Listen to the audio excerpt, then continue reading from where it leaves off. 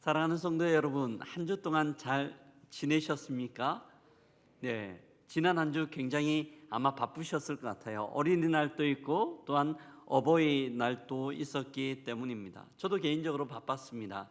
서울에 있는 저희 자녀들이 내려와서 함께 4명의 식구가 시간을 보내기도 하고 고향에 있는 부모님을 찾아 뵙기도 했기 때문입니다. 피곤하기도 하고 바쁘기도 했지만 근데 마음은 너무 좋았어요. 왜 좋았을까요? 가정 때문이었습니다. 함께 시간을 보낼 때마다 감사함이 있고요, 즐거움이 있어요. 하나님, 이 가정을 통하여 영광 받아 주십시오. 이 가정을 허락하신 게 너무 감사합니다. 그런 마음들이 있었기 때문입니다. 예전에 평범한 글이었는데요, 책을 읽다가 한 문장을 보고 마음이 참 많이 남았습니다. 그 글의 내용이요, 사람은 돌고 돌아 결국 가정으로 간다 라는 글귀였습니다. 사람은 돌고 돌아 결국 가정으로 간다. 가정이 그만큼 중요한 거죠. 바쁘고 분주한 하루의 모든 일과 피곤한 일과를 마무리하고 결국 우리가 돌아가는 것은 가정입니다. 가정을 통하여 안식도 누리고 가정을 통하여 쉼도 누리며 가정을 통하여 마음의 평안도 얻기 때문입니다.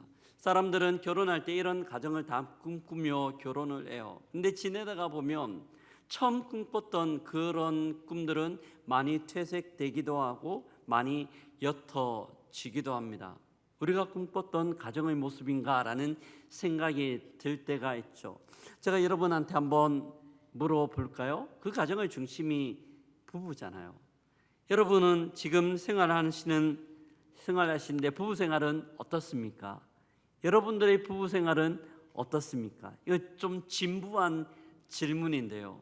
혹시 다시 죽었다가 태어난다고 이야기할 때 지금 옆에 있는, 같이 살고 있는 그런 배우자와 다시 결혼하고 싶은 마음이 어느 정도이십니까?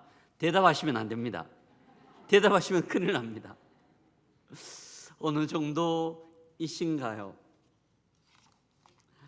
많은 사람들은 행복을 꿈꾸며 결혼하지만 결혼해서 살다가 보면 우리가 꿈꿨던 행복이 아닌 모습을 발견하곤 합니다. 왜 그럴까 생각해 보면요, 조금은 엉뚱하게 들릴 수 있지만 저는 그 폐해가 동화책에 있다고 생각해요. 우리나라 동화책 콩쥐팥쥐나 신데렐라를 보면 중간에 여러 가지 스토리가 막 나오는데요, 근데 항상 마지막에는 남자하고 여자가 만나서 행복하게 잘 살았더라, 행복하게 잘 살았더라 라는 것들로 마무리가 됩니다. 많은 아이들이 동화책을 읽으며 그렇구나, 결혼을 하면 그냥 행복하게 잘 사는 거구나, 결혼만 하면 되는구나 라고 착각에 빠졌다가 결혼을 합니다. 근데 막상 결혼해 보니 결혼이라는 게 그렇게 만만한 것 아니거든요. 호락호락하지 않아요. 실제적인 삶의 문제는 그때부터 시작되는데 우리 청년들은 결혼까지만 생각을 합니다. 결혼 이후 어떤 남편, 어떤 아내가 되어야 되는지, 어떻게 해야 행복한 가정을 이룰 수 있는지에 대한 준비는 별로 되어져 있지 않아요. 오늘 우리가 읽었던 말씀은요, 어떻게 하면 행복한 가정의 핵심인 부부관계를 이룰 수 있을지에 대하여 말씀해 주고 있습니다. 오늘 말씀을 통하여 주께서 우리에게 가르쳐 주시는 행복한 가정의 비밀들을 발견하는 시간 되기를 주의 이름으로 축복합니다. 사도 바울은요, 오늘 본문을 통해 먼저 아내들에게 이야기를 합니다. 그것이 22절인데요 우리 여자분들만 22절을 같이 한번 읽어보도록 하겠습니다. 같이 읽습니다. 아내들이여 자기 남편에게 복종하기를 주께 하듯 하라. 살짝 목소리가 좀 약해지는 것 같은데요. 다시 한번 22절 읽습니다. 시작. 아내들이여 자기 남편에게 복종하기를 주께 하듯 하라. 아멘. 근데 이런 말씀 읽으시면서 어떤 느낌 드셨어요? 굉장히 살짝 마음이 안 좋아지는 것 같아요. 먼저는 복종이라는 단어가 우리의 마음을 굳게 만들고 뒷부분에 주께 하듯 하라라는 단어는 우리의 마음을 닫아버리는 것 같습니다. 어떤 분들은 그렇게 이야기할 수 있을 것 같아요. 우리 남편하고 한번 살아보셨어요? 우리 남편은 어떤 남편인데 속이 터져요 라고 이야기할 수 있습니다. 마지막 33절에 보면 이 복종이라는 단어를 존경이라는 단어로 대신 바꿔놓고 있어요. 복종하고 싶은 마음, 존경하고 싶은 마음이 든다라면 충분히 그렇게 할 수 있겠지만 살아가는, 죄송합니다, 꼬라지를 보면 존경의 종자도 나오지 않을 것처럼 느껴지기 때문이에요. 그런데 왜 어떻게 존경하란 말인가라고 이야기할 수 있습니다. 우리가 닫혀진 마음의 문들을 열기 위해서는 사도 바울이 이야기하는 존경에 대하여 또한 순종에 대하여 복종에 대하여 살펴봐야 합니다. 지난주에 우리가 이미 살폈지만 이 복종이라는 것은요, 경직된 관계 가운데서 아랫사람이 윗사람에게 맹목적으로 순종하는 것들을 복종이라고 본문에 쓰여진 복종의 의미가 아닙니다. 이 복종은 자기가 스스로 자원하여 타인의 밑에 들어가는 것, 아래에 위치하는 것을 이야기합니다. 그리고 이 복종의 의미들을 설명하면서 예수 그리스도께서 어떻게 하셨는지를 우리에게 비유로 말씀하고 계세요. 예수님은 하나님의 계획 가운데 복종하셨습니다. 겟세마네 동산에서 주님, 할 수만 있다라면 이 잔을 나에게서 옮겨 주십시오. 할 수만 있다라면 이 잔을 나에게서 옮겨 달라고 기도함에도 불구하고 결국 하나님의 뜻대로 해달라고 요청하며 그 십자가를 향한 그 고난의 길 가운데 주님은 뚜벅뚜벅 그 길을 걸어가셨습니다. 하나님 앞에 순종하고 복종하셨죠.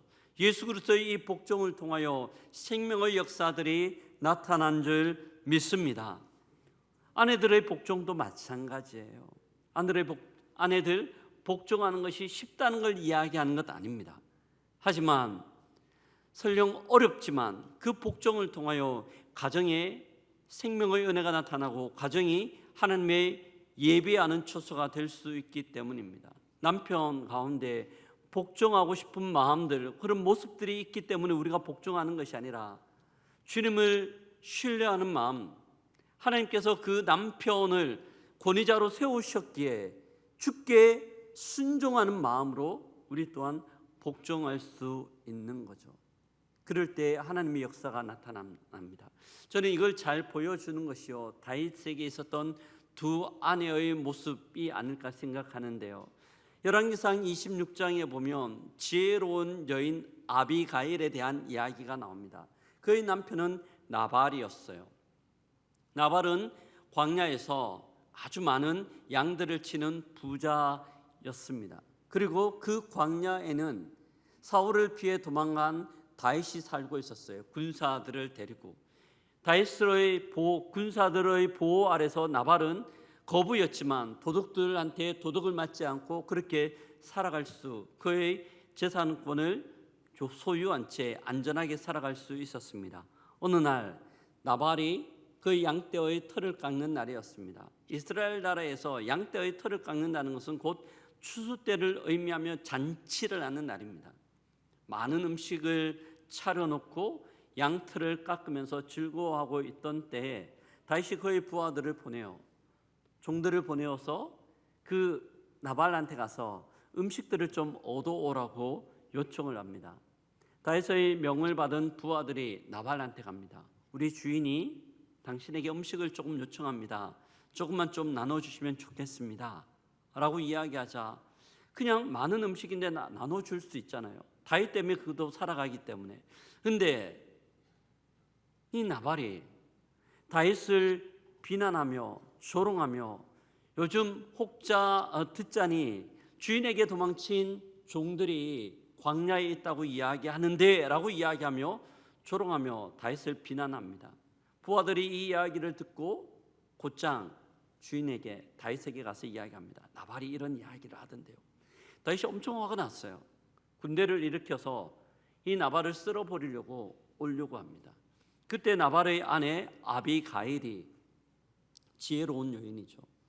이 이야기를 듣습니다. 급하게 집에 와서 많은 음식을 챙겨서 다윗 왕한테, 다윗에게 찾아갑니다. 그리고 다윗에게 화난 것들을 풀어주고 음식을 공개하고 대접하죠. 이때 다윗이 아비가일에게 했던 말이 열왕기상 26장 33절과 34절입니다. 같이 한번 읽어보도록 하겠습니다. 열왕기상 25장 33절과 34절입니다. 같이 읽습니다.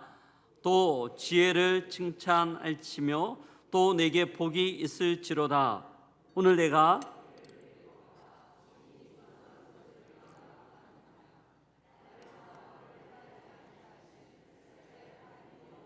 살아계심을 두고 맹세하노니 내가 급히 와서 나를 영접하지 아니하였다면 밝은 아침에는 과연 나발에게 한 남자도 남겨두지. 아멘. 아비가일은 지혜로운 여인이었어요. 남편 나발이 경솔하고 섣부른 행동을 했습니다. 정말 어리석은 행동을 했습니다. 하지만 아비가일은 그 남편을 탓하지 않았어요. 대신 그의 지혜로 모든 문제들을 해결합니다. 다 끝내놓고 나서도 남편에게 가서 내가 이런 일을 했고 당신이 이렇게 했기 때문에 어려움이 있을 수 있었다고 따지거나 원망하거나 핀잔 주지 않습니다. 아비가일의 지혜였어요. 그의 지혜로 말미암아 그의 가정이 살아날 수 있었던 것이죠. 근데 성경에 보면 다윗의 아내 중에 정반대의 모습을 보이는 여인도 있습니다. 미갈이에요. 사울의 딸이었고 다윗의 아내였습니다. 어느 날 다윗이 왕이 되어 왕궁에 있을 때 하나님의 법궤가 방치되는 것들을 바라보며 마음이 너무 힘들었습니다. 그래서 그 법궤를 다윗성으로 가지고 오도록 했고 마침 그 법궤가 다윗성으로 들어오는 날이었습니다. 너무 기뻤어요. 에봇을 입고요 밖에 가서 수많은 사람들이 있음에도 불구하고 덩실덩실 춤을 춥니다. 너무 감사하고 기뻤기 때문이에요. 근데 이런 광경을 왕궁에 있던 미갈이 창문으로 보게 됩니다. 그 마음 가운데 생각하죠. 아이고, 저 사람은 일국의 왕인데 백성들이 저렇게 보고 있는데 채통도 없이 왜 이렇게 천박하게 행동하는 걸까? 라고 생각을 합니다.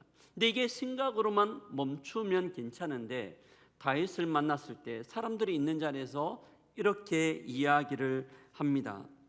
열왕기하 6장 20절인데요 함께 읽어보도록 하겠습니다. 다윗이 자기의 가족에게 축복하여 돌아오매 사울의 딸 미갈이 나와서 다윗을 맞이하며 이르되 이스라엘 왕이 오늘 어떻게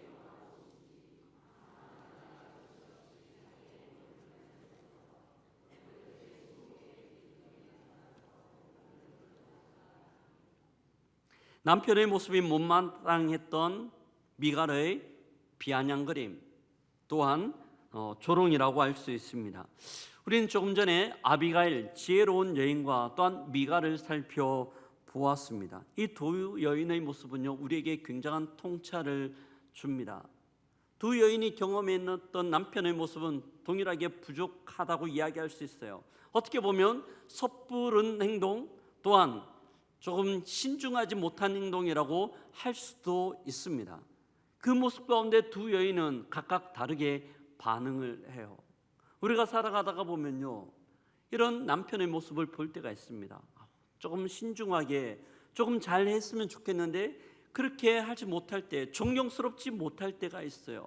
그런데 여러분들은 주로 어떻게 반응합니까? 어떻게 반응해요? 아이들이 있는데 야 너희 아버지 왜 저러시냐? 내가 속이 터져요. 속이 터져. 너희들은 절대 저렇게 하지 마 라고 이야기하고 있지는 않습니까? 그렇게 이야기할 때 우리의 가정 가운데 영적 제사장으로 세운 남편의 권위는 계속해서 떨어지죠. 반면 아이들이 있을 때 야 너희 아버지 때문에 우리가 살아가고 있지 너희의 아버지 같은 사람이 없어요 이렇게 칭찬하고 격려한다라면 어떨까요?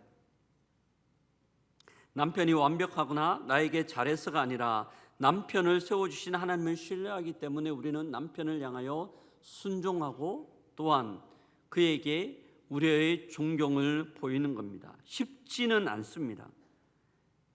존경할 것 있는 남편에게 존경하는 난 하라고 이야기한다면 충분히 그렇게 할 수 있지만 그렇지 않는 남편을 바라보며 존경하라는 것 쉽지 않습니다.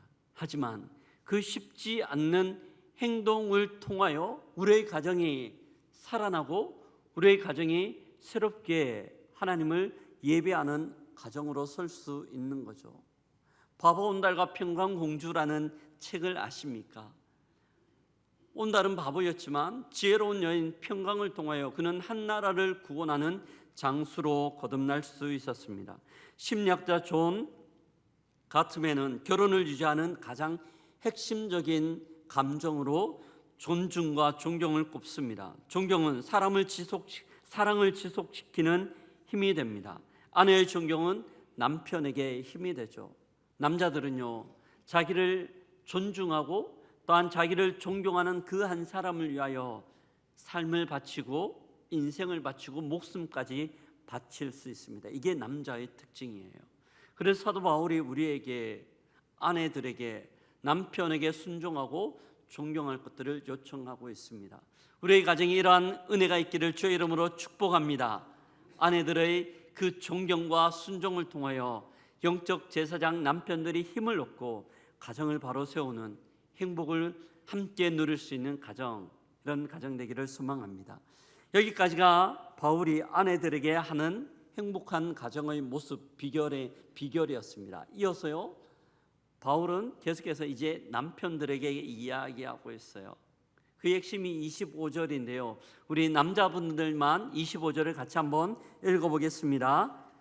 남편들아, 그리스도께서 교회를 위하여 자신을 주심같이 하라. 아멘. 남자들이 좀 많은데요, 목소리가 너무 약하신 것 같아요. 다시 한번 힘있게 25절을 읽어봅니다. 시작. 남편들아, 아내 사랑하기를 그리스도께서 교회를 사랑하시고 주심같이 하라. 아멘. 아내들을 향하여 복종과 존경을 이야기했던 사도 바울이 이제 남편들을 향하여서는 사랑을 이야기하고 있습니다. 근데 아내들에게는 22절부터 24절까지 세 절만 이야기하였던 바울이요, 남편들을 향하여서는 25절부터 30절까지 무려 2배나 되는 6개의 구절을 통하여 사랑을 이야기하고 있습니다. 많은 남자들은 이 바울의 이야기를 들으며 뭐 어려운가? 내가 사랑해서 결혼한 아내인데 사랑이 뭐 어려운가? 라고 이야기할 수 있지만 이 사랑은 그런 사랑의 개념이 아니에요. 바울은요, 남편들을 바라보며 사랑에 대하여 이야기를 할 때 이 사랑을 그리스도께서 교회를 위하여 자신을 주심과 같은 사랑으로 설명을 하고 있습니다. 예수 그리스도께서 교회를 얼마만큼 사랑하셨을까요? 주님은 그 사랑 때문에 하늘 보좌의 모든 영광을 버리시고 이 땅 가운데 오셨습니다. 뿐만 아니라 수치와 부끄러움의 십자가를 지시고 고통을 감내하며 자기 자신의 목숨까지 버리시는 사랑으로 그 사랑을 표현하셨습니다. 이게 남편들이 아내들을 향하여 보여줘야 되는 사랑의 모습이에요.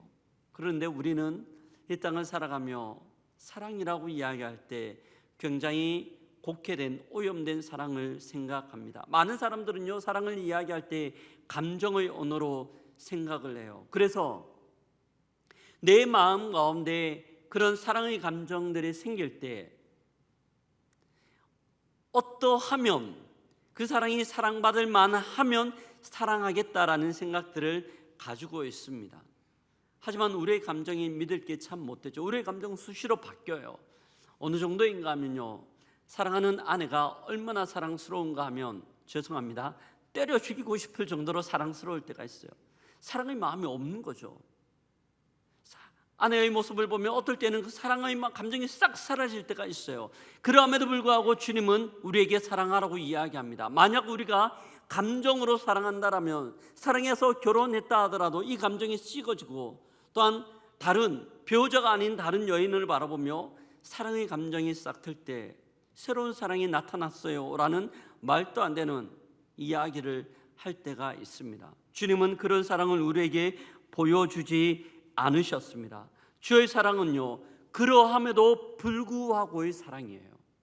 그러함에도 불구하고 상대방에게 사랑스러운 모습이 없고 상대방에게 섭섭한 마음이 들고 언짢은 마음이 든다 하더라도 그러함에도 불구하고 사랑하는 거죠. 왜냐하면 주께서 우리를 그렇게 사랑하셨거든요. 로마서 5장 8절을 보면요, 같이 한번 읽어볼까요? 우리가 아직 죄인 되었을 때 우리에 대한 그의 사랑을 확증하셨느니라. 그리스도께서 우리가 아직 죄인 되었을 때 우리에게 사랑스러운 모습이 없고 사랑할 만한 모습조차 없다 하더라도 그럼에도 불구하고 주님은 우리를 사랑하셨습니다. 그 사랑으로 아내들을 사랑할 것들을 요청하고 있는 겁니다. 어느 할아버지와 할머니가 계셨어요. 부부입니다. 할머니가 알츠하이머 치매가 걸렸습니다. 집에서 있다가 도저히 감당하지 못하자 요양원으로 모셨어요. 할아버지가요, 이 할머니가 요양원으로 가고 난 이후부터 매일매일 요양원을 찾아갑니다. 찾아가서 할머니의 머리를 빗기고 손톱도 깎아주고요. 하루 이틀, 한 주, 두 주, 한 달, 두 달, 1년, 2년, 365일 매일 찾아가는 겁니다. 오랫동안 이 요양원에 근무하던 한 직원이 할아버지의 모습을 보면서 할아버지한테 묻습니다. 할아버지, 할머니는 치매예요.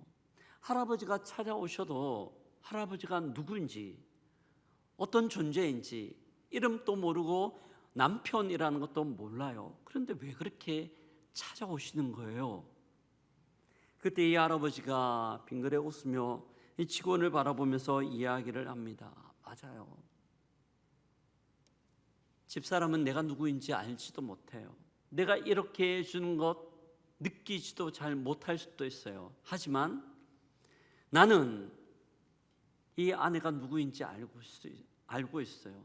비록 아내가 치매가 걸렸다 하더라도 그는 나의 사랑스러운 아내이기 때문에 나는 매일 여기에 온답니다. 나는 결혼할 때 하나님 앞에 많은 증인들 앞에 약속했어요. 나의 생이 닿을 때까지 그가 어떠함에도 불구하고 사랑하고 함께 하겠노라고 약속했고 나는 그 약속을 하나님 앞에서 지키고 있는 거랍니다 라는 이야기를 했다고 합니다. 사랑하는 성도 여러분, 이것이 남편들이 아내를 향하여 보여주어야 되는 사랑의 모습이에요. 그러하기 때문에가 아니라 그러함에도 불구하고 여전히 그를 향한 끊임없는 사랑과 이해와 존경을 보여주는 것, 그것이 남편의 사랑의 모습이라고 이야기합니다. 그럼 계속해서요, 남편들이 이런 사랑의 모습을 잘 보여주고 있는가?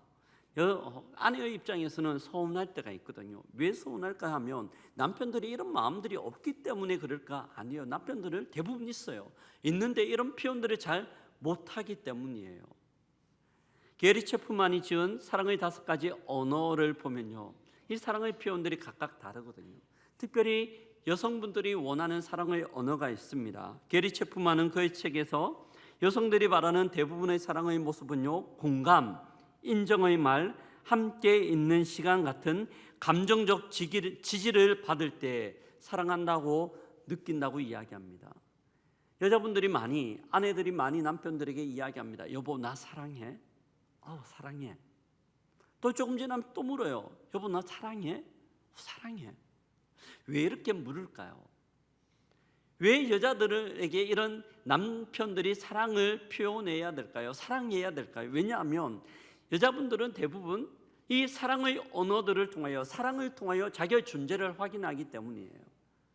자기가 사랑받고 있다는 것들을 통하여 내가 살아있구나라는 것들을 느낄 수 있기 때문에 남편들이 사랑을 표현하고 사랑의 마음들을 전해 주어야 하는 거죠. 감정적으로. 이거는 아주 큰 것들을 이야기하지 않습니다. 감정적 지지나 또한 그의 마음을 이해할 때 소소한 것에서부터 여자들은 사랑을 느끼기 때문입니다. 제가 결혼 24년 차인데요, 24년 동안 잘 몰랐어요. 근데 최근에 이걸 깨닫기 시작합니다. 아직 멀었지만 조금 깨닫기 시작합니다. 한 계기가 있었는데요. 제가 서울에 있을 때 시간이 있을 때마다 집에서 아내를 사랑하는 마음 때문에 봉사들을 했습니다. 집안 청소도 하고 어떨 때에는 설거지도 하고 쓰레기 분리수거나 쓰레기 치우는 것은 저희 전담이었습니다. 어떨 때는 요리도 하기도 했습니다. 집사람이 많이 피곤하고 힘들 것 같은 마음 때문에 그렇게 했어요. 그렇게 하면서 내심 생각했습니다. 야, 나는 정말 괜찮은 남편이다. 죄송합니다. 혼자서 그렇게 생각했습니다. 이만한 남편 잘 없다라는 생각과 함께 자부심을 가지고 있었어요. 그러던 어느 날 옆에 있는 동료 목사님 집에 잠시 들릴 기회가 있었습니다. 그런데 그 목사님은요, 몸이 좀 약했어요. 대신 사모님이 굉장히 튼튼했습니다. 목사님하고 팔씨름하면 사모님이 이길 정도로 조금 사모님이 튼튼한 편이었습니다. 집안일은 대부분 도맡아 했어요. 목사님은 별로 하는 게 없었어요. 제가 집을 방문했을 때 사모님이 청소를 하고 있었는데요, 목사님이 소파에 앉아 있다가 아내가 청소하면 뭔가 옆에서 거들어야 될 것 같은데 그렇지 않는 거예요. 목사님이 하는 거는 소파에 앉아서 TV를 보다가 사모님이 여보 발, 그러니까 소파에서 발을 살짝 들어주는 것, 그게 전부였습니다. 굉장히 충격이었어요. 저렇게 해도 되는가? 라는 생각이 들었는데 웬걸요? 사모님의 얼굴을 보는데 사모님의 얼굴 가운데 화남이나 실망의 얼굴 눈빛이 아니었습니다. 어떻게 저럴 수 있을까? 청소가 다 끝나고 난 이후에 목사님이 그 사모님한테 한마디를 건넵니다. 여보, 당신이 오늘도 이렇게 애써줘서 너무 고마워. 우리 집이 이래서 돌아가는 것 같아. 그리고 도와주지 못해서 미안해. 이 간단한 한마디였는데요, 이 한마디에 사모님의 얼굴 가운데 미소가 번져지며 그 사랑받고 있다는 그 눈빛이 발사가 되는 겁니다. 보면서요, 억울했어요. 나는 이렇게 수고하는데 목사님은 이 한마디 때문에 모든 것들을 뒤엎어버리는, 그러면서 집에 오면서 생각했습니다. 이거구나. 감정을 읽어주는 것. 아니, 청소 안 하는 것, 그것 아니라 감정을 이해하고 공감해주고 이해해주는 것, 이것이 사랑의 언어이구나라는 생각이 들었습니다. 우리 남편분들 집에서 어떻게 그 마음에 있는 감정들을 표현합니까? 굳이 표현해야 돼? 아니요, 표현해야 됩니다. 한 번씩은요, 여보 고마워, 여보 사랑해, 당신이 있어서 너무 감사해, 이 한마디가 아내들의 피곤한 마음들을 녹이고 또한 육체들 가운데 육체의 피곤함을 풀어줄 수 있는 힘이 되기 때문입니다. 이런 은혜가 있기를 소망합니다. 이런 은혜가 있기를 소망합니다. 큰 것 아니어도 괜찮아요. 소소한 거지만 이런 것들이 표현될 때 아내들은 사랑을 느끼고 거기 안에서 만족함과 감사함들을 느낄 수 있기 때문이에요. 사도 바울은요, 오늘 본문에서 이렇게 아내와 남편에게 각각 이야기합니다. 아내들을 향해서는 존경하고 또한 순종할 것들을 이야기하고, 남편들을 향해서는요, 아내들을 사랑할 것들을 요청하고 그렇게 하라고 명령하고 있습니다. 근데 문제는요, 이걸 모르는 분이 별로 없어요. 다 알아요. 그렇게 해야 되겠다는 생각도 합니다. 근데 문제는 잘 안 됩니다. 잘 안 돼요. 왜 잘 안 될까요? 어떻게 하면 이걸 아는 것들을 그대로 할 수 있을까요? 오늘 본문을 보면 사도 바울이 남편과 아내에 대한 이야기를 쭉 하고 난 이후에 31절과 32절은 전혀 엉뚱한 이야기인데요, 이야기를 하고 있습니다. 31절에 이렇게 이야기합니다. 그러므로 사람이 부모를 떠나 그의 아내와 합하여 그 둘이 한 육체가 될지니 라고 이야기하고 난 이후에 32절에 이렇게 말씀하는데요, 같이 한번 읽어보겠습니다. 이 비밀이 크도다. 나는 그리스도와 교회에 대하여 말하노라. 네, 이해되십니까? 지금까지 남편과 아내에 대하여 쭉 이야기하고 난 이후에 나는 그리스도와 교회에 대하여 말한다라고 이야기합니다. 바울은 지금 부부 이야기를 하고 있으면서 갑자기 교회와 그리스도를 언급하고 있는 거예요. 지금 사도 바울이 오늘 본문에서 이야기하는 것은요, 아내와 남편이 해야 되는 역할을 규정하려고 하는 것이 아니라 복음의 본질이 가정 가운데서 어떻게 구현되어야 되는지를 우리에게 가르쳐주고 있습니다. 부부는 단순히 두 사람이 함께 사는 제도이지만 또한 그리스도와 교회의 신비를 담아내는 삶의 모델이 되기 때문입니다. 이는 단순한 윤리적 가르침을 넘어 복음이 부부관계에 어떤 방향성과 능력을 제공하는지를 보여주는 결정적 샘플이 바로 교회와 그리스도, 복음이라는 것들을 우리에게 말씀하는 것이죠. 이런 가정 가운데서 남편과 아내가 각각 그 마음을 표현하는 것들이 힘든 이유가 무엇일까요? 죄성 때문이에요. 그 죄성의 핵심은요, 자기중심성입니다. 사람들은 생각을 합니다. 아내는 아내의 입장에서 남편이 만약 나를 사랑한다라면 내가 남편을 향하여 존경과 또한 순종을 하리라 생각을 합니다. 남편은 어떤가요? 아내가 나에게 복종하고 존경을 한다면 나는 아내에게 필요한 사랑을 하리라 생각을 해요. 서로 자기중심적으로 생각을 하면서 그가 나에게 어떻게 하는지에 따라서, 그가 나에게 어떻게 반응하는지에 따라서 내가 하리라 생각을 하고 있습니다. 죄성이며 철저한 자기중심성입니다. 하지만 예수 그리스도는 교회를 향하여 그렇게 말씀하지 않으셨어요. 그렇게 하지 않으셨어요. 복음은 그렇지 않아요. 복음은 어떠함의 사랑이 아니라 어떠함에도 불구하고의 사랑이기 때문입니다. 설령 그가 내가 기대하고 내가 원하는 것들을 하지 않는다 하더라도, 설령 그가 내가 바라는 어떤 모습을 보여주지 않는다 하더라도 우리는 그렇게 반응을 하는 거예요. 왜 그럴까요? 복음이 우리에게 보여주신 모습이 그러하거든요. 조금 전에 로마서 5장 8절을 살폈던 것처럼 로마서 5장 8절, 우리가 아직 죄인 되었을 때, 우리가 아직 누추할 때, 우리가 아직 준비되지 않았을 때 그리스도께서는 우리를 위하여 십자가에 못 박혀 죽으심으로 우리를 향한 하나님의 사랑을 확증하셨습니다. 이것이 복음인 줄 믿습니다. 사랑하는 성도 여러분, 어떻게 우리가 남편을 향하여 복종하고 순종하며 존중할 수 있을까요? 어떻게 우리는 아내를 그리스도의 사랑으로 사랑할 수 있을까요? 복음이에요. 복음을 경험할 때, 복음을 누릴 때, 복음의 은혜가 우리 가운데 임할 때 모든 것들이 가능한 줄 믿습니다. 어떤 가정이 행복한 가정인가요? 복음의 은혜가 있는 가정이에요. 복음을 경험한 남편, 복음을 경험한 아내가 있는 가정입니다. 현대 가정들이 참 많이 싸웁니다. 부부 가운데 부부싸움이 많아요. 왜 부부싸움을 많이 할까요? 그 핵심 또한 자기중심성이에요. 내가 옳다는 것들을 증명하려고 해요. 내가 맞다는 것들을 확인하려고 해요. 그래서 너는 잘못되었고 내가 맞으니 나를 따라와, 내 말대로 해, 이게 맞아 라는 것들을 증명하려고 하는 것이 대부분의 부부싸움 아닌가요? 하지만 복음은요, 그렇지 않아요. 내가 맞다는 것들을 증명하려고 하지 않아요.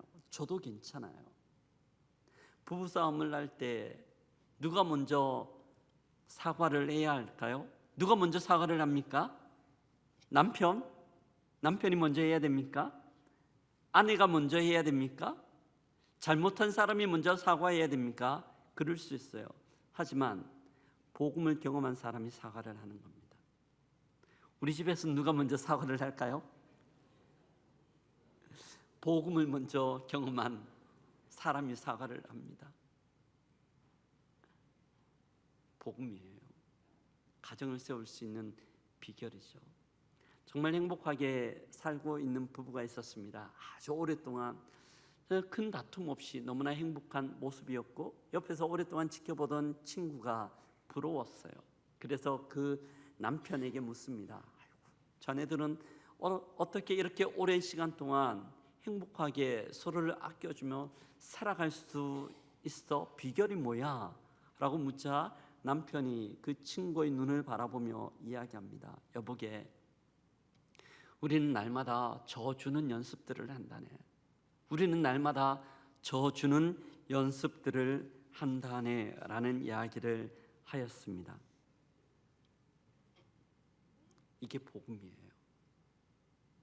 자기가 옳다는 것들을 증명하려고 하지 않고 설령 자기가 옳다 하더라도 그냥 져주며 그냥 이해하며 사랑으로 모든 것들을 덮어버리는 것, 이것이 복음이죠. 그럴 때 그 가정은 행복한 가정이 될 수 있습니다. 에베소서 5장은요, 단순한 부부 생활의 지침이 아닌 복음이 어디서부터 시작되었는지를 우리에게 가르쳐주며 그 복음이 남편과 아내 사이에 가정 가운데 있을 때 그 가정의 모습이 어떠한지를 우리에게 보여주고 있습니다. 이것이 주님이 기뻐하시는 이 가정은 하나님을 예배하는 가정이 되는 거고 하나님을 높이는 가정이 되는 줄 믿습니다. 아멘. 말씀을 마무리합니다. 오늘 함께 행복한 가정에 대하여 살펴보았습니다. 남편은 아내에게 사랑을, 아내는 남편에게 복종과 존중을 할 때 가능하다고 이야기합니다. 한쪽은 노력하지만 다른 한쪽이 노력하지 않을 때 이것이 쉽지 않다는 것도 알아요. 이것대로 하는 것이 참 어렵다는 것도 압니다. 그럼에도 불구하고 우리가 한쪽 편의 반응이 내가 원하는 대로 되지 않는다 하더라도 그렇게 할 때 비로소 거기서부터 하나님의 은혜가 가정 가운데 흘러가기 시작하고 행복이 싹트기 시작하는 거죠. 우리가 오늘 예배를 마치면요 다시 그곳으로 돌아갑니다. 가정으로 돌아가죠. 사랑하는 성도 여러분, 또한 사랑하는 남편, 사랑하는 아내 여러분, 여러분은 어떤 마음의 준비가 되셨습니까? 어떤 모습으로 돌아가시겠습니까? 아무쪼록 복음을 경험하고 복음으로 인하여 주가 주시는 행복을 함께 누리는 복된 가정 되기를 소망하며 그 마음의 준비들을 가지고 함께 주의 은혜를 누리는 우리 모두가 되기를 주의 이름으로 축복합니다. 아멘. 아멘. 함께 옆에 분들하고 한번 그렇게 고백할까요? 복음이 싹트는 가정 되기를 소망합니다. 아멘.